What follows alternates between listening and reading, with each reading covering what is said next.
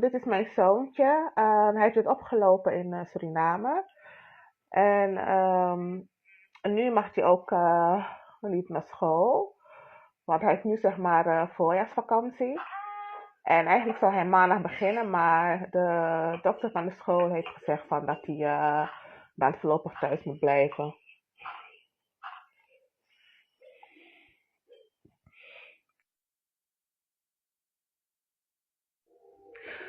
Meneer Rozenblad, ik gebruik al een paar weken de zalf van de dermatoloog. Maar die zalf van de dermatoloog die helpen helemaal niet.